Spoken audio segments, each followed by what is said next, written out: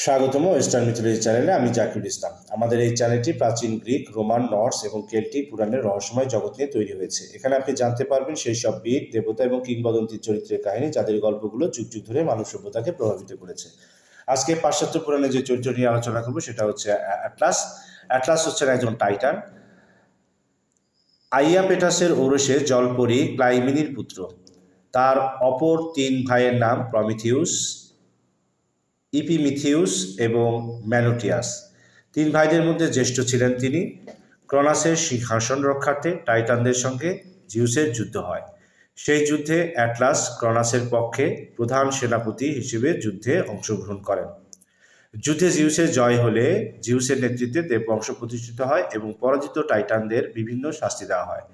সেনাপতি হিসেবে অ্যাটলাসকে হাত ও কাঁধে করে স্বর্গের ভার বহন করতে হয়।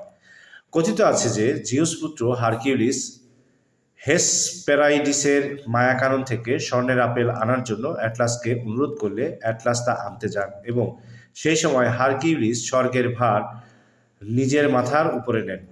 অপর তথ্য মতে জিউসের অন্য পুত্র পার্সিউসের মেডুসার মাথা কেটে ফেলার পথে হেসপেরাইডিসের মায়াকাননে অ্যাটলাসের সঙ্গে দেখা হয়।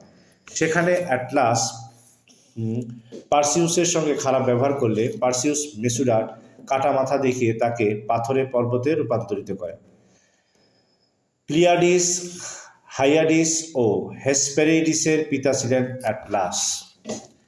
এই ধরনের আরও আকর্ষণীয় ভিডিও পেতে এখনই আমাদের চ্যানেলটি সাবস্ক্রাইব করুন। আপনাদের পছন্দের পুরাণ কোনটি এবং কেন কমেন্ট করে আমাদের জানান।